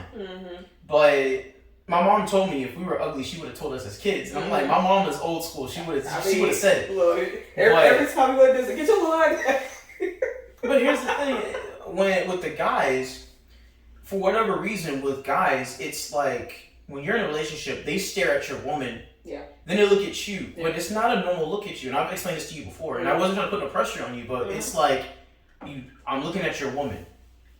That's delicious. What about? I'm bigger than you. You see me looking at your woman. Oh, you're not reacting? Okay, that means that I can. And then when you square up, then it's okay. Do you want it with me right now, Or is it, okay, well, he's protecting this woman, I can respect that, or not? Because in certain aspects, like I told you, at stores, it's the craziest. They will do everything, and they'll know I'm watching, and they'll try to pass by you and try to look at you and be staring. Like, one of the dudes, he walked by, I don't know what store we were in, and that's why I stood in front of you, because or behind you, actually. Yeah. And then I turned around and looked, and he was, like, looking, and he turned around and looked. I've only had the flash to ring at one person thus far. One. Because dude would not let up. I'm talking about, I don't know where we were shopping. Were we clothes shopping? Was it one of the Goodwills or were we It might have been one of the Goodwills. But like every aisle, this guy wound up on an aisle near us. Whatever store we were in when that happened. And like one of the times he was just like looking, and I'm just like, because I'm like, at this point you've been following us around this dang store, so either you're going to acknowledge this, or you're going to figure out what it's like to use a periscope for the rest of your life, because you and them glasses both was going to become real close to each other. It's not okay. It's a respect factor, but with guys, it could be, there's guys that have this player's handbook mindset, which I talked about in high school, and it's just because you have a goalie don't mean you can't score, or I can take your woman from you, because everybody glorifies the idea of, pretty much taking your woman or doing something sexual to your woman in your face as a way of attacking your pride, which unfortunately makes women out to be a product. And it's like, y'all are not a product, but I'm not going to sit back and let some dude think that he's going to act this way, thinking that he's taking my property. And I'm like, no, she will kick your ass, and then I will help her. Not because I'm simping and I can't fight, but because she as an individual also does not like being objectified like this. And I know that she will fight you, and she will beat on you before I even have a chance to get there. I'm taking your kneecaps out first and your jaws going next. Like, I don't... And I understand, like, not everybody does that, because I've had dudes that they'll look at me and be like, I had a guy, we went to get food, and he was like, my man. All right, that's like, yeah, I can respect that. And that was it. And then I had the ones that they leave the store and be like, and I'm just like, why are you gonna nod at me and keep looking? This is no longer available. This is not on the menu anymore. What are you doing? And I'll sit there and I'll look, and I know that everybody acts like, oh, you're doing the macho thing. No, it's not. It's not. It is natural now. I'll just see it. It's just like, I'm not her brother. I'm like, dude, and I'm like, dude, my ring is right here because he was eating food, but I will make sure it's known, and it's a whole thing. I've seen the dudes that are halfway to you and they see me coming and they walk the other way, and I'm not a big dude. But here's the thing. It's like you said, it's the envy factor of you have aligned yourself to someone else, and you are no longer open for public use. Yeah. Although I wasn't open for public use. You know what I mean? What I mean is public viewing. Right. Thank you. But here's the thing. Ironically, and sad to say, unfortunately, public use is still a thing, because everybody thinks that just because, oh, well, you guys, you can share the tag team swinging and all that stuff. Yeah. And that's, unfortunately, people have weaponized that. And the respect of relationships nowadays is so low that there are more people that will try to sabotage relationships so they can tap whoever you're with than respect your relationship. Because to them, they don't really care about your unison. They just want to know how good you are in bed for those 5 minutes or whatever they got. And that's it. They don't care what they destroy. Oh, they think there's actually a woman that pointed out on a post, she had that SZA song in the background. She's like, I'm not coming for you because I want you. I'm coming for you because someone else wants you. And I want to prove that you ain't worth their time of day. Yep. And it was just like, she did this whole, it was like 2020, 2021, did this whole thing. And she had a SZA song in the background. And I'm like, all right, I get what you're saying. Her whole point, summing it up, was, I'm pursuing you like Carmen Jones did because I want to prove that not only can I snatch you from whoever you're with, but I'm also proving that once I get what I want from you, you're not worth it. Neither of you are. Yeah. Because you aren't worth it because he obviously was easy to take from you, and you aren't worth it because I could take you from her so easy. And it's like, why? You're just a homewrecker at that point. Yeah, exactly, at that point. But that's also why at bars, like, I went with friends of mine one time to this place in Texas, Tobin's, actually. Actually, no, I've been there several times because that's the same spot before it changed names that they used to go to do the UFC fight cards with.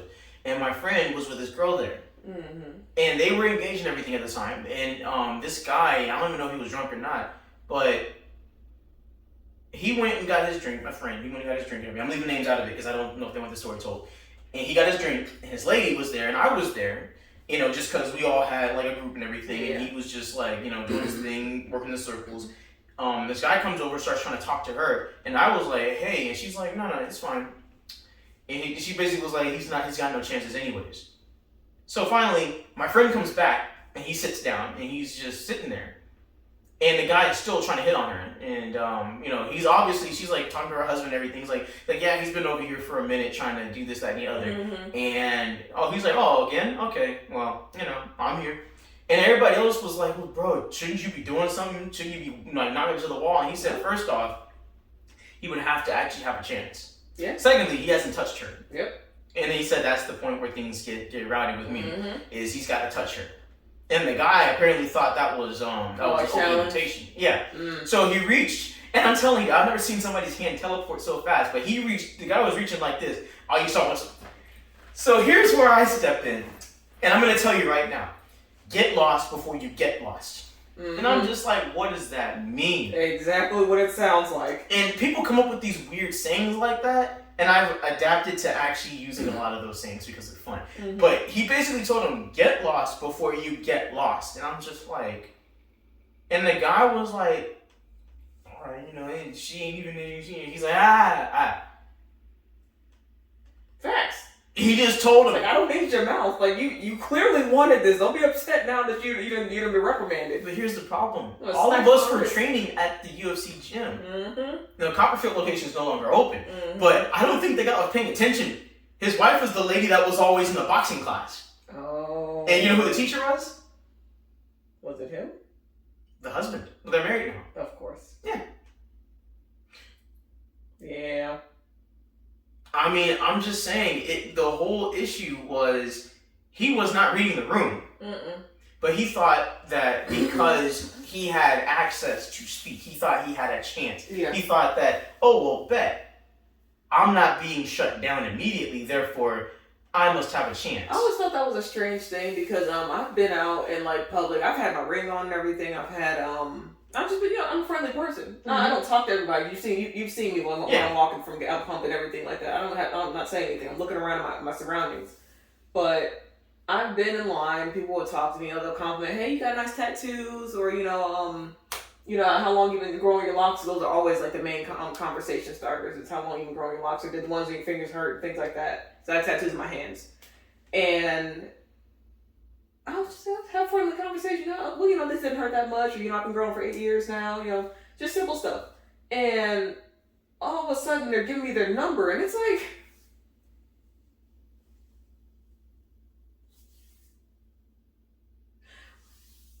what? And it's always on like a receipt or a piece of paper. They never give me their phone. They never ask for my phone. They always just randomly just give me hey, we should hang out sometime. From a conversation about my locks and tattoos? Those are what you call sales pitches, and they're actually really good for things like jewelry and stuff like that. Oh, and I end up talking about my jewelry usually, so I'm thinking, hey, I'm about to make a sale. No. The funny thing is that while I find that to be a respectful way to approach a person, because it gives you the power to say you want to talk to them or not, confusing. You have a ring on. Yeah, I always make sure I have that. And that's the thing. One of my friends, actually, and I'll leave her name out of it because, again, some people don't want people to know. Don't really care. When I was living out in Woodstock, she used to train with us at a martial arts school that I taught over there. And she actually told me that she would wear a ring because she wasn't married, but she didn't want to be bothered. So guys started figuring out that, like, not every woman that has a ring on that finger is actually married. Mm-hmm. But here's the thing. If she's wearing the ring, that's a clear sign, regardless, that I don't want to talk to you. So it should be like a default of, leave me be. If I don't initiate with you, or whatever. I assume it's because my ring wasn't, like, it doesn't look like a traditional ring, because it's big, bold, and beautiful. It is. And it's on the right finger. That's what I said.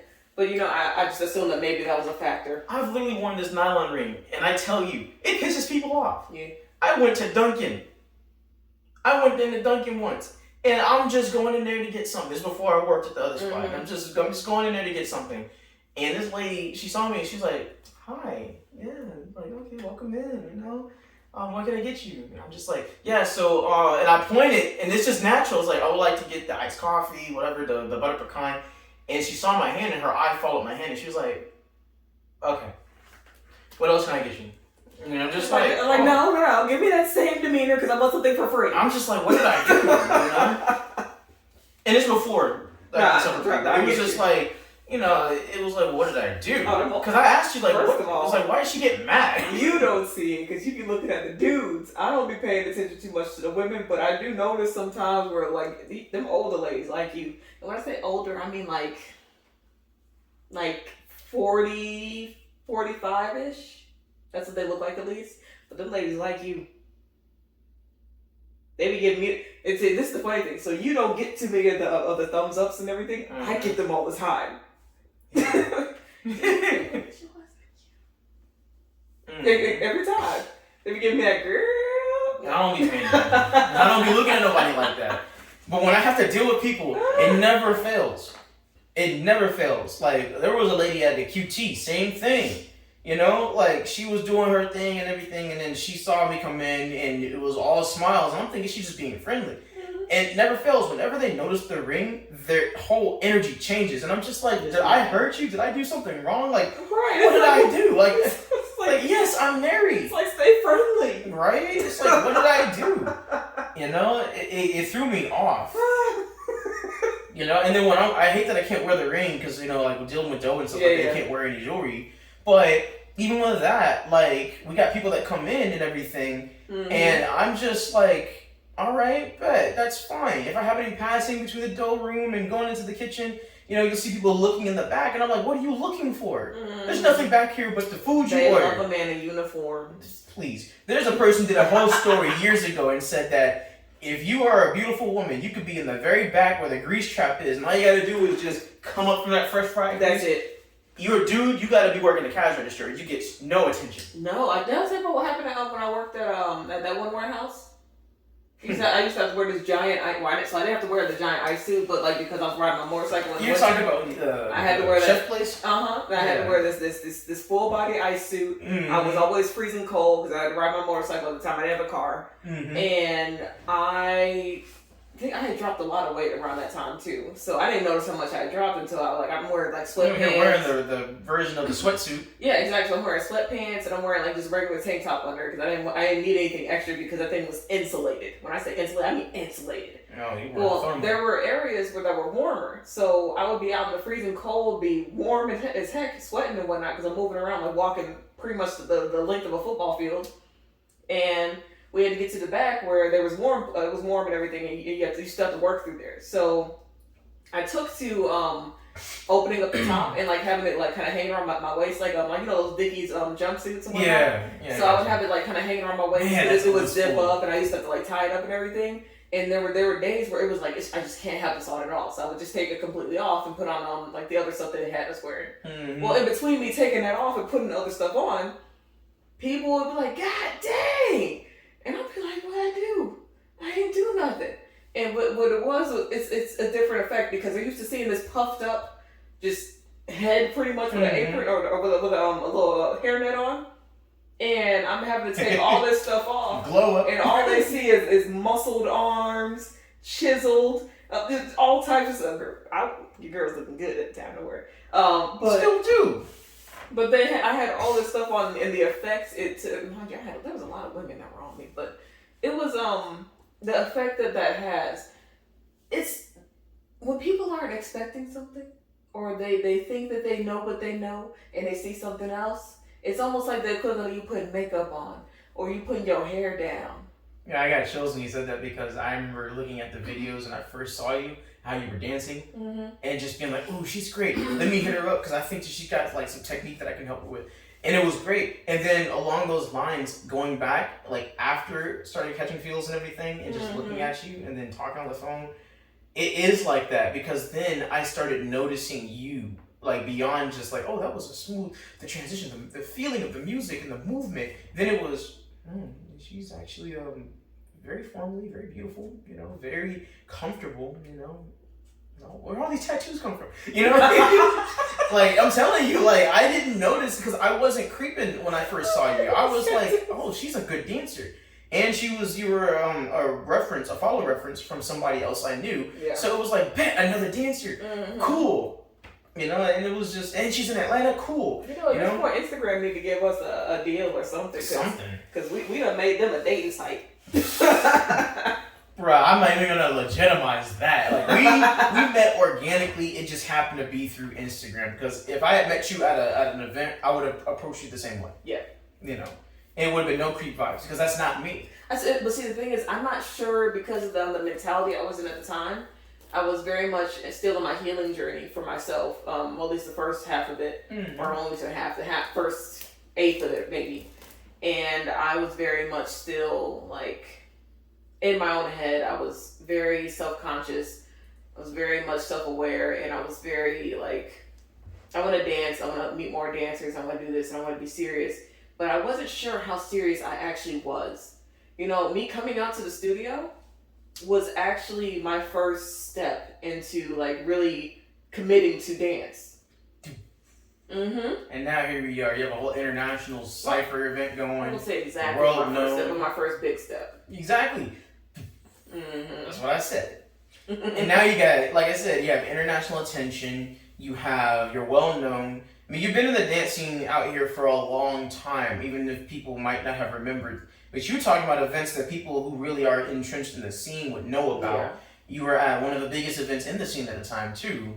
And now, full circle, you're part of an internationally recognized crew. You have credentials under your name. You're the founder and creator of the We on Fire Cypher, the co-founder of Fire Nation Crew. Like, you have all these things that you've done. You have your own business. You've got Seem So Legit. You've got Genuine Wellness, Farouk Blessing, and whatever else you're going to do with those categories of movement as well, because all of those are forms of your artistic movement, and it all started with that.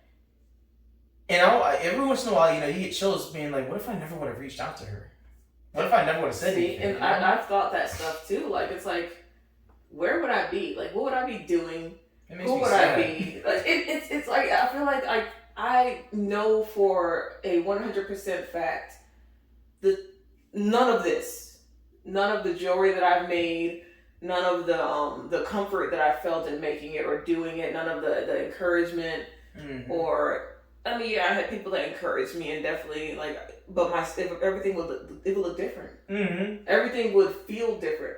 I don't know if I'd feel as accomplished. I don't know if I would have actually done anything with myself. I could have been one of those vendors that was paying hundreds of dollars at all these different events and whatnot, and not really making headway. Like I don't know if I'd be in the rooms that I was in when if I wouldn't have just said, let me go with this path. And I want to know something even more chills? Look at all the people whose lives you've changed that would not have been changed. People whose lives you've saved. Yeah. Because there are people they've admitted, like, this is what kept them going, what you do. The advice, the events, all of that. People who you've inspired to no longer be trapped in this mindset, like you almost said your daughters, but your girls from your program. Think about all the people whose lives you would not have impacted. Think about where Atlanta would be, because there's so many events and things that don't happen anymore that were taking advantage of people that stopped happening because people finally realized seeing the difference. And they saw how it's supposed to be done, and they have the tools now, because all that took off after we got together, which is why a big portion of our relationship was, yes, our business, but I'm glad we can do this and actually share what I specifically, because I really didn't want to learn in this, had to do to keep who we are. Because our consummation and unity of being a married couple was one of the first things that locked in a lot for us. Mm-hmm. But the idea of being married to the idea versus being, just business partners and things like that, we as people have to handle a lot of this, like what we're talking about, and learn. You're right. And it's just, I think about those things now because neither one of us was even anywhere near interested. No, both of us, when we started the conversation, both of us had expressed that we had just gotten through some really just some really bad relationships. Yeah. And we were not trying to really do anything like that. We're just actually we weren't even talking about like situationships or even like friends with benefits. We weren't even talking about any of that stuff. We were just like, I think we respect each other enough in ourselves to not want to be cheap. If we're gonna go for it, we're gonna go for it. Exactly. And that's when I started knowing, like after we were talking, I really started feeling for you, is because I realized you had goals, you had so much knowledge, you had a world within you that it's like, yo, that makes so much sense to me. And that's not just your average person. I really thought about it. I was like, if I was with her, would I feel as empty and as broken and as hurt as I do now? And I didn't think I would, because every time I told you something, you listened. And then you gave me a feedback of how you understood. Mm-hmm. You know, and same thing for you. When you would tell me things, I would listen and give you a feedback of how I felt or what I've learned. And then it was like, what's going on? Why do I feel this way? Why is it that I feel like I have to hear her voice all the time? Mm-hmm. You know, now it's, I got to see you. Like, I want your presence near my presence, because it was almost like I was being drawn to you. And I don't mean in a weird, creepy way, but it was like, it was time for me to take a chance. Because I remember being paranoid. We hung out and then I was like paranoid. Like, she's going to leave. She's going to be like, I don't want this. I'm going to be hurt because I would have fallen in love again and all this other stuff. And I was sitting there crying, just praying that this was it. Because I was like, I don't want to go through this anymore. I don't want to have feelings if this is not the one. But I said, I think she is. I feel like everything I've ever wanted and more is in this woman named Joy. You know? And the Most High has a sense of humor because he sent me Joy. Mm-hmm. And you did everything that I asked for, even things you didn't even realize. You know, I wanted someone who found me before I had everything. And you found me, and like a week after we officially became like a dating couple, I lost my place. Mm-hmm. You know, you got to see me grow into this person I am now. You know, and that's the thing. A lot of people tried to say, oh, you didn't know him before, or he was this, he was that. A lot of people had a lot to say about me that was negative, or even rumors, and none of that stuff was even true. Mm-hmm. But the thing is, you knew and you saw what was going on. And people who really knew me that were not out to try to hurt me also knew and saw what was going on. But what mattered to me was that you have your own approach, and people couldn't shake you. They couldn't stop you from seeing. And you could see what I was going through. And it was like, okay, so she has discernment. That means that she would understand my passions, my love, my reasonings, the things I don't understand. I felt like I had a safe place I could finally just crash land, because I had been floating on my own for years trying to find a safe place.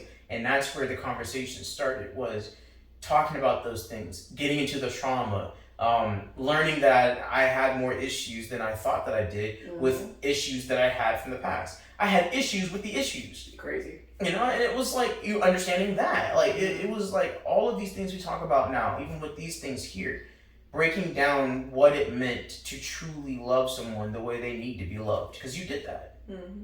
You know, and here we are, you know, sitting in this nice room in this really nice new apartment, talking about the future. The only thing we haven't done yet is sip mimosas on the front balcony, because I don't drink. But we should probably get sweet tea and sit out there and reminisce one day. But, you know, it's a whole thing. But I like that we're able to do this, and I'm glad that we can like pull topics like this and talk about it, because while we don't agree with two of those things on there, a lot of that is stuff we already talked about. Yeah, you used to tell me all the time, like, I understand you're upset, but I did not do anything to you. And I'm just like, she's right. Yeah, and I had to remember, like, dang, you're like, if anything, you need to take that out on the people that actually did this to you. And I did. I started blasting back. Yeah. And it felt great. And then, oh, here comes the gaslighting. Oh, he's a bad guy. He attacked me. And it's like, no, I responded to an attack. You know, but the one person you never fight is the person in your corner. Yeah. Because that's the only support you're ever going to get. No, at least the only support you have at the time. No, I mean, like, if you burn the person, like, for example, fighting you, if I never would have changed and you would have left, that is the only support you're ever going to get.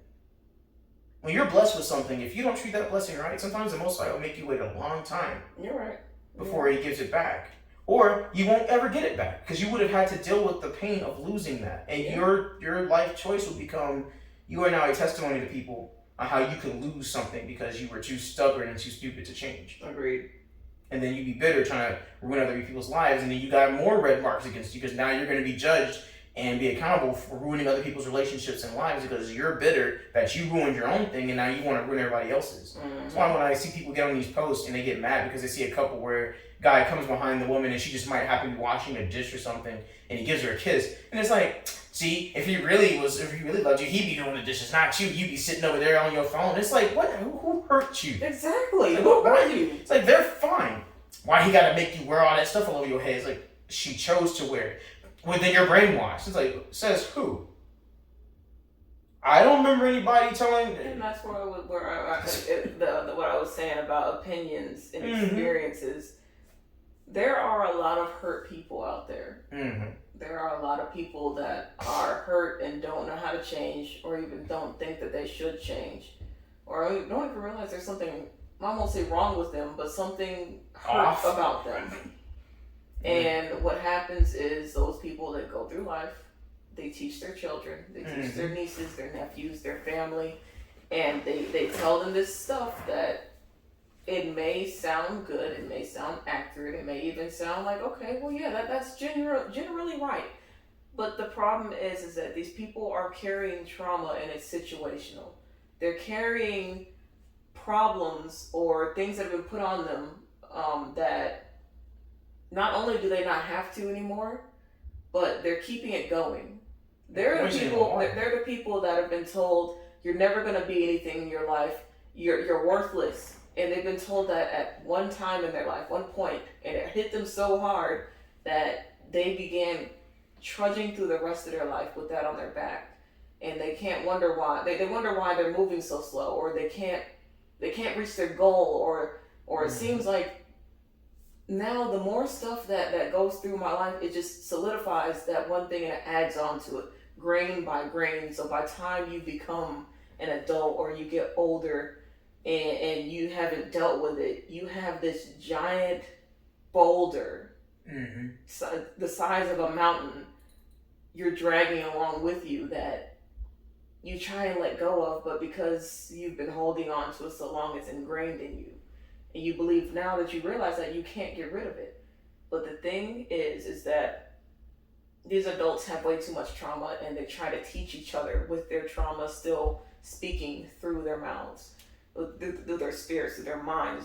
The trauma that you deal with, exactly, they haven't healed and they don't know how to, they don't know where to start.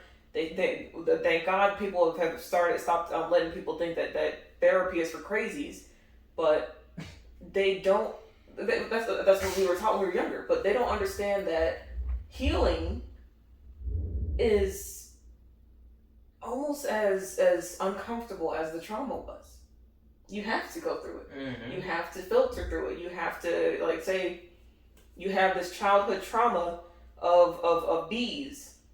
Okay, it may be so bad that you can't even look at them.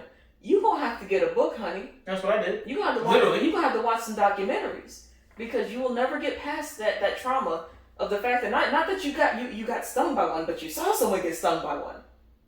You're never gonna get past something if you don't expose yourself to it. I couldn't get past a lot of stuff in relationships because I was overexposed to it. And until I actually was exposed to it in a comfortable environment, an environment that was understanding and loving, I was not able to get past it. Same with you. There was a lot of stuff that you couldn't get past for a very long time because of things that sound similar. That's the trap of trauma. If a situation sounds similar to the traumatic experience that you've had, your brain will automatically, just like when you see words that look similar and you've been reading all your life, your brain will automatically autocorrect it and make it seem like that's it. It doesn't matter what else. It doesn't matter if that thing is purple and this one was blue. It's the same. And so we have people walking around like, well, with that being said, guys, this has been another fire conversation. We'll close it out. Thank you. This is a good one. Yeah, it's definitely a good one, and we hope to have another like this. So, catch you next time. Stay blessed.